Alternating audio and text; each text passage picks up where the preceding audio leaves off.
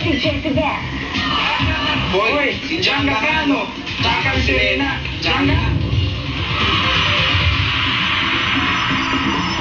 Ngayon nakamove na si Rufa Gutierrez at Ilmas Bectas. Ayos lang ba kay Annabel Rama na magpaligaw muli si Rufa? Lagot ka! Rufa! Siya. At saka kailangan din ng Rufa maging happy rin siya sa buhay niya. Hindi man po din naghihintay ka sa wala, di ba? Siguro wala masama kung magkaroon siyang panibagong boyfriend. Basta yun lang boyfriend na, na pwede mag-support sa kanya. Malapit na ang showing ng Monster Mom ng pelikula ng mag-inang Annabel at Rufa. Willing kaya si Tita Annabel na mag-promote sa Star Talk at si Nanay Lulit ang mag-i-interview sa kanya? Ay, baka mag-away! Away! Gusto mo na away? Baba ang butok mo. Kamusta na ba? Kahit pumunta kayo dito ngayon. Walang problema. Wala akong kaaway, girls. Lahat ng TV show, lahat ng mag-guest ako. At saka, ngayon pa lang sasabihin ko sa lahat ng manonood, panoorin niyo itong pelikulang ito, napakaganda. Katatapos lang ng birthday ng Asia Songbird na si Miss Regine Velasquez. Curious lang ako, ano kaya ang gift sa kanya ni Ogie? Baka beard din. Ano? Love beard. Perfect. Bag, lagi naman ako si Bag eh. Sobrang happy ako na nakuha ko sa lumi. Huh? Ano ba niya binigay? Last week. I haven't been buying. Kasi nga, nagbagong buhay na nga ako. Hindi na ako bumibili ng bag. So, sobrang happy ako nung binigay niya. Last Sunday ay ginanap ang story conference ng pinakabagong GMA series, ang Pinoy version ng Korean novelang Kim Sang-soo na pagbibitangan ni Miss Regine Velasquez.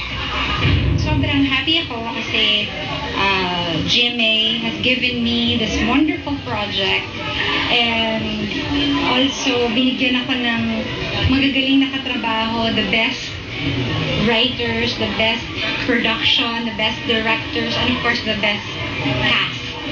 Naroon din sa story ko na isa sa mga bida ng Kim Sang-soo na si Mark Anthony Fernandez. Matanong ko lang, nakita na kaya ni Mark ang kanyang Daddy Rudy na kadadating lang galing Amerika para magpagamot? Pagamot niya ako! Bakit? Nalugunod ako! Well, That same day na nagkita kami, nasaka ako, sabi nila pumayat. Sabi ko hindi, tumaba nga eh. Basta okay si Papa. Tuloy lang po yung prayers para tuloy-tuloy po yung paggaling niya po. Gwapo po siya ngayon. Anak ni The King at kapatid ni Lovie Po na si Ronian Po, nagtayo ng PNP Tattoo Shop. Pero ano kayang reaksyon ni Ronian na nagkakamabutihan na daw ang sister niyang si Lovie at si Cholo Revilla? Ted mo lang. ako, training lang. She's old enough to make her own decisions, and whatever she wants, I guess it's fine.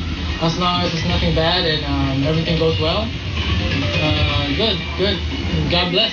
I really admire him na may business siya ngayon. Kasi yun din ang gala ko one day.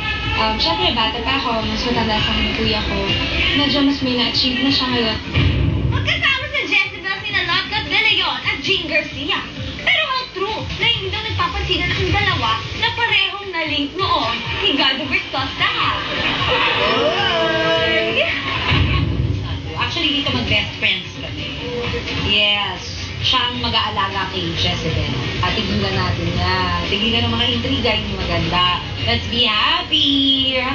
Sa kalagayan ngayon ni Jinilin, marami ang nagsasabi na umusa na siya ngayon ni Yasmin na runner-up lang niya sa Starstruck. O well, ano kaya ang reaction dito ni Yasmin?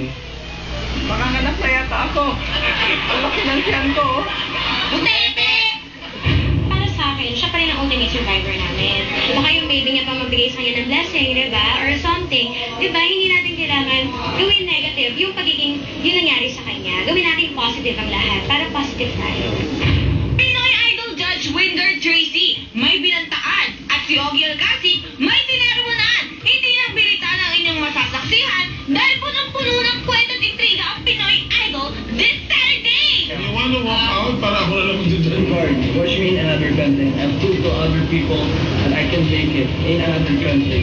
Even not here, but I can make it in another country. Watch out for me. Bago pa man isilang ang anak ni na Bernard Palangka at Mary Soriano, ay hiwalay na ang dalawa. Ngayon 8 months na ang kanilang baby na si Elijah. Kamusta na kaya ang relasyon nila? Nakikita at nagkakausap ba ang dalawa? Hindi pa ako ready. Oo. Parang umaga naman ikaw.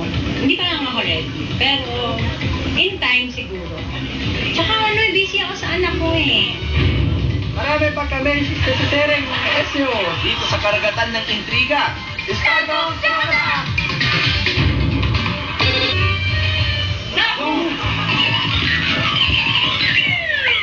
Subject, Mel Starletic. Kami? Dayu! Yahoo! Dahuang bitin sa pagsikat na male starlet na ito at young age ay major tumador na. Inyong tumador. Magtanong pa talaga? Ang kwento, kinuhang guest si male starletic sa isang beach summer special. Basta beat. Damang-dama ni Mel Starletic ang beach ambiance na di pa siya nasasalang. Nagkayag itong uminom at uminom at uminom. Well, Starletic, are you still carrying? You spent too much drink already eh. Carry pa. Not much. Only few. Ayaw paawat ng Mel Starletic kaya nung isasalang na siya, Kaya pa. Kaya pa. Where's the camera? Where's the agent board? One more! Pero time mo, itulog sa'yo, where the idiot? ayun, bihira na nga siyang mabigyan ng break. Sumesem lang pa sa minsang mag-guesting. So, malamang mas madalang niyo pa siyang makikita. Kung mabasa, inom na lang tayo. Daw si Tumador na Male Starletic, may connect siya sa pagsasayaw sa Dapit Hapon at super show natin sa name song na Petron Tinires. Yun na! Bago na ang